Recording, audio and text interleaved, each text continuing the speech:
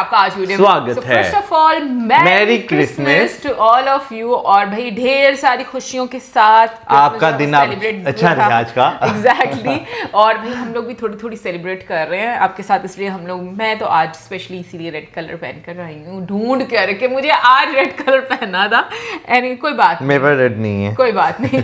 Anyway guys, हम लोग देखने जा रहे हैं जो वीडियो, आज उसका टाइटल बताएंगे हमेशा की तरह, मौज। टाइटल है Trump to receive AI device from Shri Ram Krishnan, growing role of Indians in Trump administration. तो चलिए देखते हैं ये वीडियो, लेकिन से पहले इस वीडियो चैनल का ओरिजिनल लिंक आपको हमारी वीडियो के डिस्क्रिप्शन मिल जाएगा, सब्सक्राइब किया, लाइक किया, शेयर को फॉलो इनके चैनल को। उसके अलावा व्लॉग चैनल के लिए इंस्टाग्राम लिंक भी हमारी वीडियो के डिस्क्रिप्शन मिल जाएगा, सब्सक्राइब किया, लाइक किया, शेयर को फॉलो करें। चलिए देख लेते हैं ये वीडियो।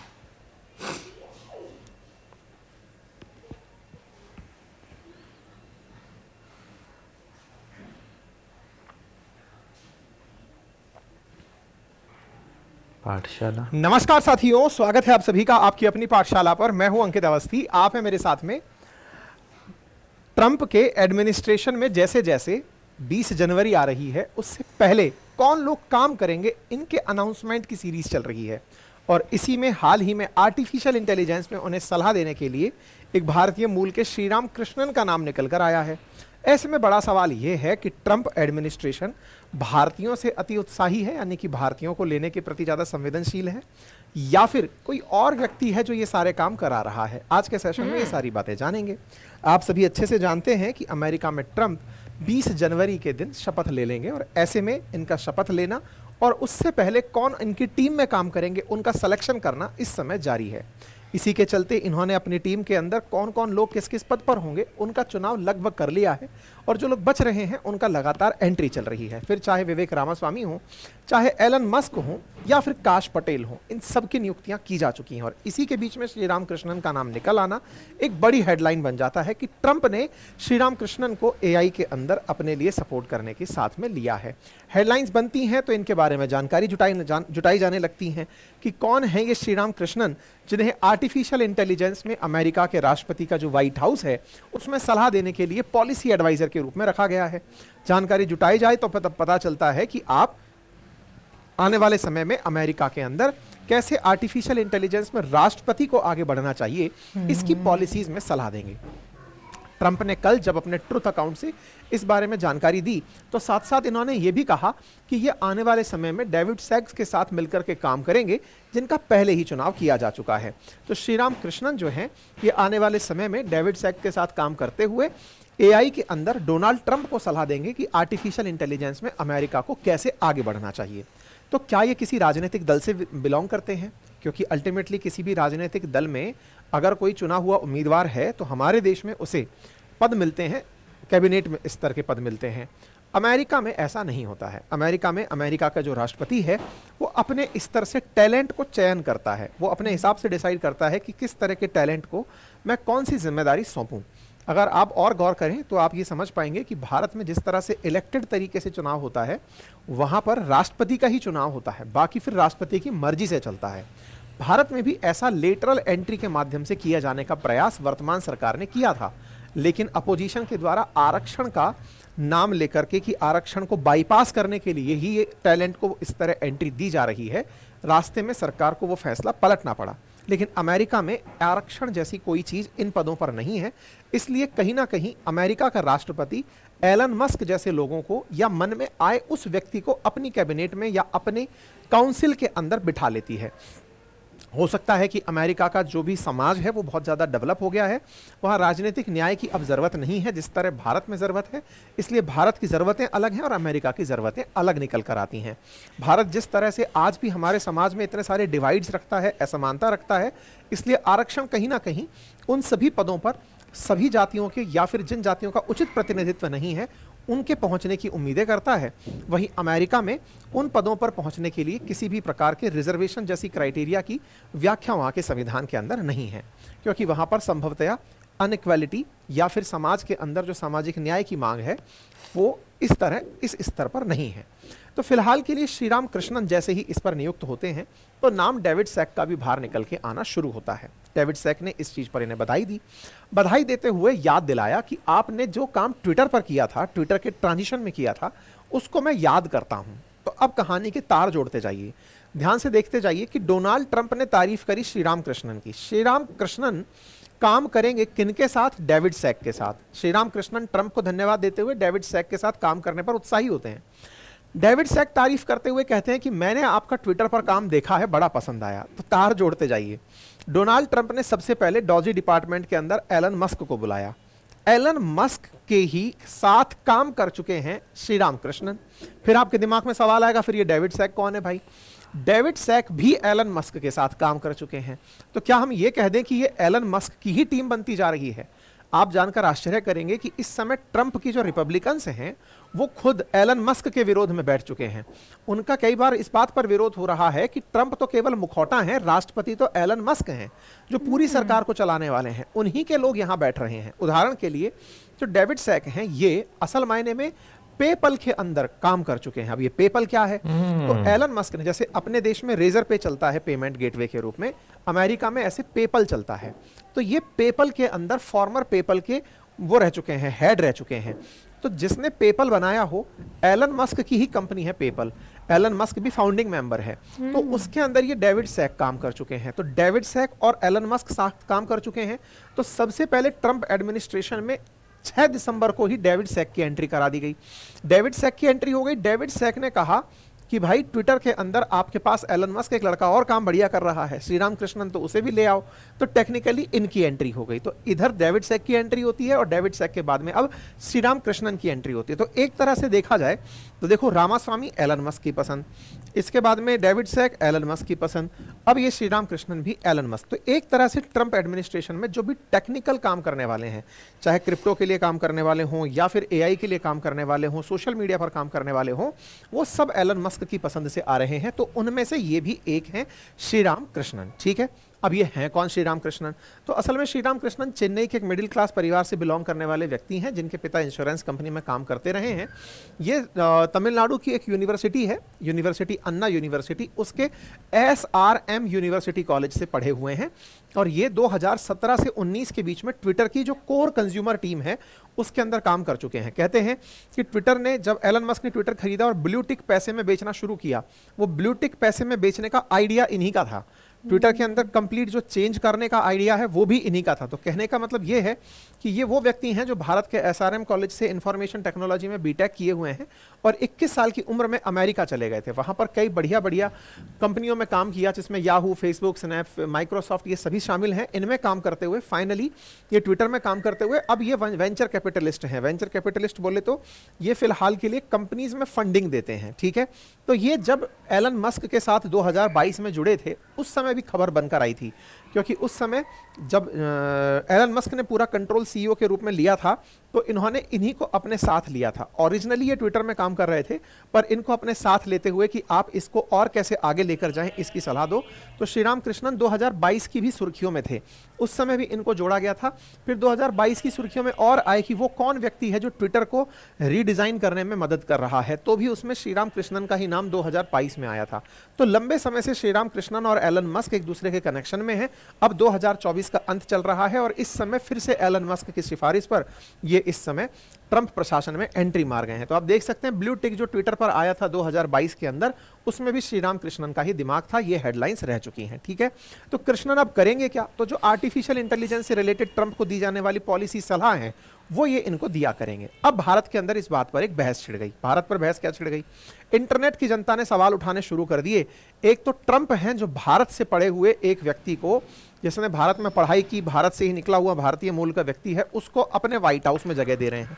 और यहां हमारे मोदी जी हैं, वो अगर चाहें कि इनको अपने यहां अपॉइंट किया जाए तो वो नहीं कर सकते। इस बात को लेकर के लोगों ने मजे लेने सोशल मीडिया पर शुरू कर दिए, तमाम प्रकार के ट्वीट्स होने लगे और चर्चा पहुंच गई कि भाई साहब, भारत सरकार ऐसा करने के बारे में सोची थी।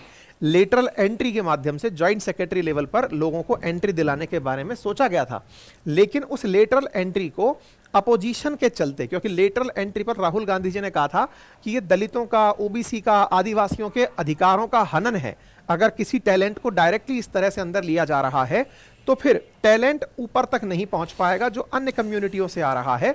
बजाय ये बताने के कि ये रिजर्वेशन से ऊपर पहुंचे, ये राहुल गांधी जी ने कहा, रादर देन इसके कि अगर टैलेंट इन कम्युनिटीज में भी है, इन क्लासेस में भी है, तो उनको भी डायरेक्ट लेटरल एंट्री से लिया जा सकता है। हमारे देश में पॉलिटिक्स अलग स्तर पर चली गई, तो फिर सरकार को लेटरल एंट्री वापस लेनी पड़ी। हमने इसके ऊपर सेशन भी किया था कि सरकार ने टैलेंट को साथ लेने का प्रयास तो किया था, लेकिन जब अपोजिशन ने इसको आरक्षण से जोड़ दिया तो सरकार इसे पीछे लेकर वापस चली आई कि कोई बात नहीं, बिना टैलेंट के ही काम कर लेंगे। खैर, फिलहाल के लिए एआई के समर्थक जो कृष्णन हैं, ये वर्तमान में सलाहकार के रूप में ट्रंप प्रशासन में काम करेंगे, आर्टिफिशियल इंटेलिजेंस की सलाह देंगे।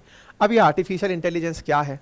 मतलब सामान्यतः कहा जाता है कि सोचने का जो दिमाग है वो इंसान के पास है, लेकिन मशीन जब सोचने लगे तो उसे आर्टिफिशियल इंटेलिजेंस कह दीजिए आप, क्योंकि आर्टिफिशियल इंटेलिजेंस में मशीनों को दी गई जो कृत्रिम बुद्धिमत्ता है उसका उपयोग किया जाता है, चाहे प्रोडक्टिविटी बढ़ाने में हो, डिसीजन मेकिंग को अच्छे करने में हो, टास्क को अपने आप से कंप्लीट कराने में हो, बढ़िया आउटकम प्राप्त करने में हो, या कई और फ्रंटियर्स पे सोचने में हो। इसमें एआई हमेशा काम करता है और वर्तमान में दुनिया के लिए आर्टिफिशियल इंटेलिजेंस एक बड़ा इशू है।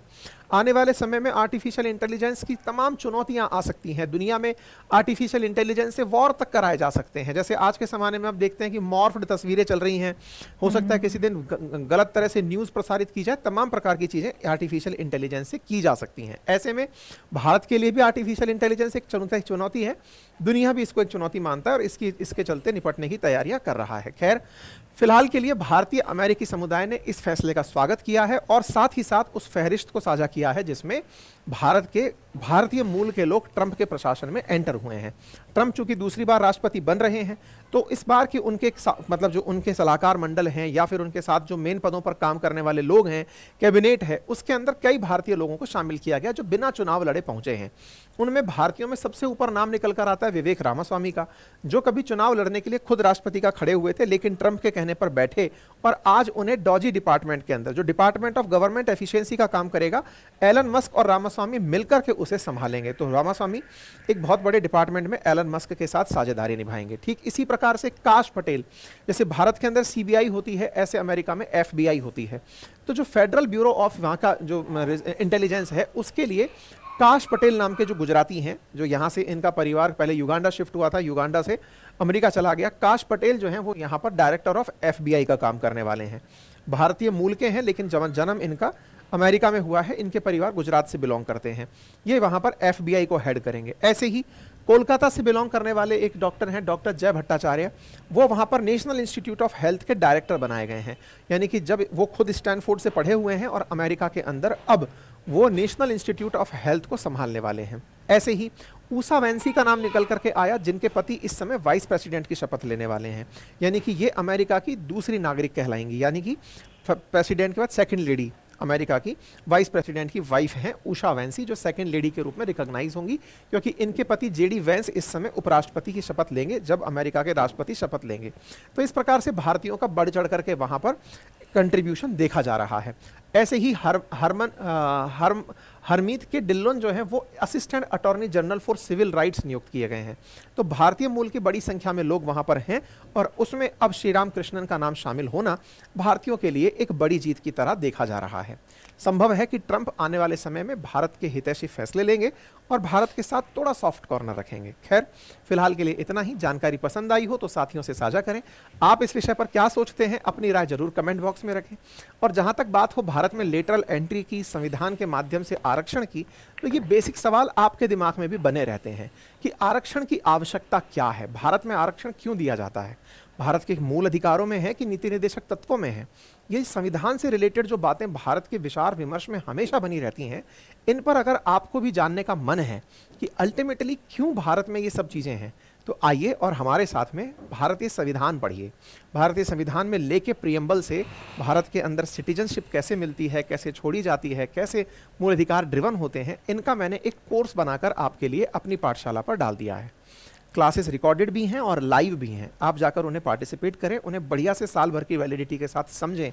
फिर चाहे आप कंपटीशन की तैयारी कर रहे हैं या फिर एक सामान्य ऑडियंस की तरह नॉलेज लेना चाहते हैं, आप जरूर जाकर अपनी पाठशाला एप्लीकेशन से इन्हें एक्सेस करें।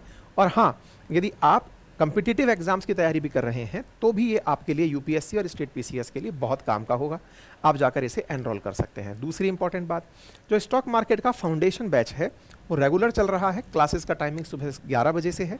उसकी कोर्स फीस 1999 है। आप जाकर के वहाँ पर फाउंडेशन ऑफ स्टॉक मार्केट में एडमिशन ले सकते हैं, जहां पर हम आपको आज फ्यूचर एंड ऑप्शंस सिखाए हैं कि ये होता क्या है। भविष्य में आपको चार्ट स्टडी सिखाएंगे, कैंडल रन सिखाएंगे, किस तरह से चीज़ें लीड होती हैं, ये सब चीज़ें सिखाई जाएंगी। ये बातें बाजार की एप्लीकेशन पर उपलब्ध है, दोनों का लिंक कमेंट बॉक्स में दिया गया है। फिलहाल के लिए इतना ही, अपना ख्याल रखें, धन्यवाद।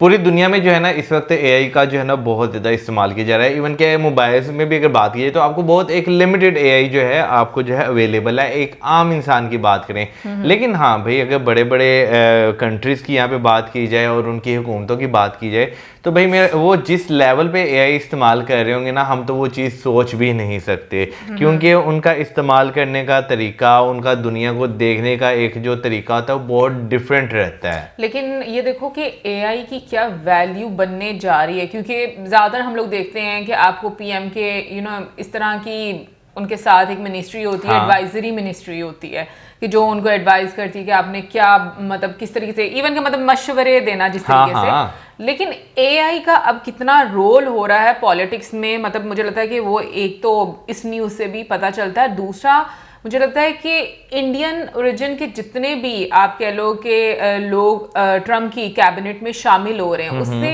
इंडियंस का एक बहुत स्ट्रॉन्ग मुझे लगता है कि एक प्रोफाइल बनता है। क्योंकि अगर हम लोग बहुत सारी अहम मिनिस्ट्रीज़ की बात करें, मतलब रीसेंट टाइम में जितनी भी ट्रम्प के जीतने के बाद उन्होंने अनाउंसमेंट किए हैं, तो बहुत अहम पोजीशंस पर आपको इंडियंस नज़र आते हैं उनके साथ। और इवन कि मैं ये भी बात बोलूँगी कि मुझे लगता है कि ये मुझे वैसे ऐसा फील होता है, मतलब मैं गलत भी हो सकती हूँ, कि अगर इलॉन मस्क जो हैं, हम लोगों को सबको पता है कि ट्रम्प के इलेक्शंस में उन्होंने बहुत ज़्यादा इन्वेस्ट किया है।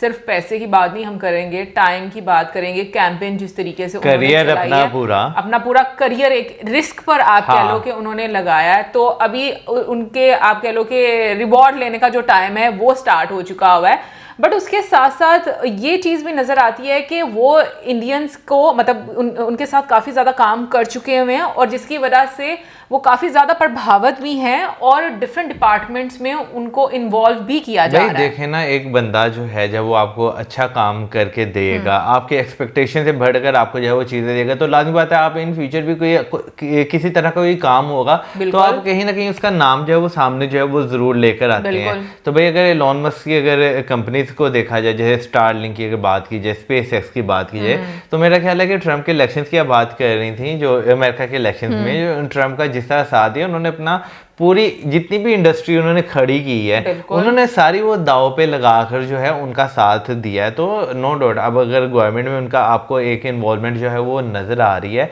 तो कहीं ना कहीं आपको ये नज़र है कि वो ऐसे ऐसे लोग सामने जो है वो लेकर आ रहे हैं जो पहले एक बहुत अच्छे लेवल पर उनके साथ काम जो है वो कर चुके हैं।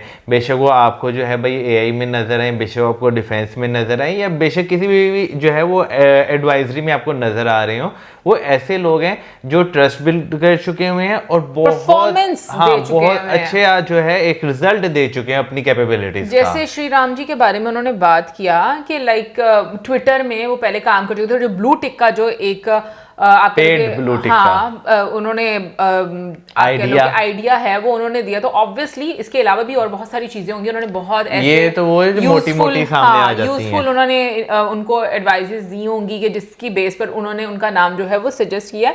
लेकिन एक चीज़ मुझे ऐसा लगता है कि ना ये चीज मतलब होता है कि कैसे आप टैलेंट के बेस पर अपना डायस्पोरा स्ट्रॉन्ग करते हो। और मुझे लगता है कि ये चीज़ से ना बाकी सारे लोगों को भी समझने की ज़रूरत है। और उसका रीज़न ये है कि हमारे कंट्री में एक चीज़ बड़ी आसानी के साथ बात कर दी जाती है, साजिश हो रही है, ये हो रहा है। बट आप ये देखो दुनिया स्किल्स की बेस पर कहाँ कहाँ पर जगह बना रही है। और इवन इसके लिए मैं कहूँगी कि जैसे कि सर ने बीच में बोला भी कि अमेरिकन लोग शायद इन चीज़ों से ऊपर उठ चुके हैं। हमारे यहाँ पर अभी भी यूजुअली ये एक इम्प्रेशन है कि अगर कोई लीडर चूज करेगा ना, तो वो किसी ऐसे बंदे को चूज करेगा जो शायद मतलब उतना डिजर्विंग नहीं है, लेकिन सिर्फ वो कॉन्टेक्ट्स की बेस पर आ रहा है। लेकिन मुझे ऐसा लगता है कि अगर ऐसी एग्जांपल सेट की जाए ना कि वाकई में यूजफुल लोगों को आगे लेकर जाया जाए, तो मुझे लगता है कि सोसाइटी हमारी भी जो है वो अच्छा ग्रो करेगी, क्योंकि अगर आप किसी ऐसे बंदे को, ऐसे व्यक्ति को लेकर आते हो और उसकी परफॉर्मेंस नहीं होती तो डेफिनेटली लोग जो है उसका विरोध करेंगे। तो मुझे लगता है कि हेल्दी क्रिटिसिज्म होना चाहिए, लेकिन ये नहीं होना चाहिए कि आपके माइंड में क्योंकि ये किसी आप कह लो लीडर ने पॉइंट किया है तो ये सही नहीं है। तो मुझे लगता है कि बहुत सारे इसके भी आप कह लो कि क्राइटेरिया जो है वो सेट करने पड़ेंगे हमारी जैसी सोसाइटी को लेकर, फिर मुझे लगता है कि ये चीजें आसान यार देखें, हम जब वेस्ट में तरक्की की बात करते हैं ना, तो हम जो है ना अपने आप को बहुत क्रिटिसाइज करते हैं कि भाई हमने जो है ये नहीं कर सके, हम वो नहीं कर सके। लेकिन हम ये चीज़ें देखते हैं कि भाई वेस्ट जो है वो ये नहीं देखता कि भाई कोई हिंदू है, मुसलमान है, क्रिश्चियन है, पारसी है, जैन है या बुद्धिस्ट है। वो कहते हैं भाई अच्छा ब्रेन है, अच्छा ब्रेन है, टैलेंट है, इस्तेमाल करो इसको वेस्ट ना जाने दो। तो मेरा ख्याल है जब हम भी यहाँ पे खास तौर पर ना इन चीज़ों से उठकर ऊपर आ जाएंगे ना, तो फिर जो है ये जो हम कहते हैं ना हमारा ब्रेन ड्रेन हो रहा है, हमें अपॉर्चुनिटीज नहीं मिल रही, तो फिर वो भी होना कम हो जाएगा। लेकिन मसला ये ना कि उन चीज़ों से जो है वो ऊपर आना पड़ेगा, जो कि भाई बहुत सारे लोग जो है ना वो टांग खींचने वाले होते हैं, वो नहीं जो है वो एक्सेप्ट करते हैं इन चीज़ों को, कहते हैं नहीं जो हमने सिस्टम बना दिए वही सिस्टम जो है वो चलते रहना है। तो फिर जब आपने वही सिस्टम चलते रहने देना है ना, फिर आप जो है ना कंप्लेंट्स भी जो है वो ना करें। मुझे लगता है मतलब इंडिया तो नो डाउट हम लोग को बहुत आगे नजर आ रहा है कि इंडिया अपनी जगह बना रहा है, लेकिन पाकिस्तान में मुझे लगता है कि इन चीज़ों से निकलना पता नहीं कितना टाइम लगेगा, कि ये जो रिलीजन बेस्ड चीज़ें हैं ना और डिफरेंट कम्युनिटीज़, इनसे आपको ऊपर उठना पड़ेगा, फिर जाकर मुझे लगता है कि शायद आप जो अपनी जगह कहीं पर बना सकें। क्योंकि अगर आप देखो हम जितने भी इंडियंस को देखते हैं डिफरेंट कंट्रीज में, वहाँ पर हमने ये चीज़ देखी है कि उन्होंने अपनी स्किल्स की बेस पर, अपनी आइडियाज़ की बेस पर, अपनी एजुकेशन की बेस पर अपने आप को मनवाया। और बिल्कुल मैं ये बात बोलूँगी कि ये एक बहुत गर्व की बात होती है किसी भी कंट्री के लिए, क्योंकि अगर देखा जाए नेटिव कंट्री तो जो है वो इंडिया ही है। जितने भी लोग जो हैं वो अपॉइंट हुए हैं। बाकी कमेंट सेक्शन में आप ज़रूर बताइएगा कि आपको क्या लगता है कि सब कॉन्टिनेंट में ऐसी क्या प्रॉब्लम है कि लाइक यहाँ के लोग जो हैं वो टांग खींचना ओके सबसे बड़ी प्रॉब्लम, एक दूसरे को ऊपर जाते हुए ना देखना, दिल में ये होना कि ये मेरे से आगे ना निकल जाए, ये चीजें जो हालांकि मिलकर मुझे लगता है सब बल्कि ज्यादा आगे निकल सकते हैं। बिल्कुल मिलकर आगे निकल सकते हैं। लेकिन फिर वही बात आ जाती है ना कि दूसरों को खाता हुआ देख के कोई खुश नहीं होता। बिल्कुल। सो कमेंट सेक्शन में आप जरूर बताइएगा कि इंडिया में क्या ऐसी प्रॉब्लम आप देखते हैं, क्योंकि पाकिस्तान में जो प्रॉब्लम है बेसिक प्रॉब्लम तो वो तो मैंने आपको बताया कि जो मुझे लगता है, क्योंकि जब तक आप एक स्पेसिफिक सोच और नजरिए से ऊपर नहीं उठेंगे सोसाइटी कभी भी ग्रो नहीं करेगी। मतलब ये मुझे पाकिस्तान के बारे में लगता है। बाकी आप कमेंट सेक्शन में अपनी ओपिनियन जरूर दीजिएगा और इसी के साथ हमें video like, subscribe, share, good bye.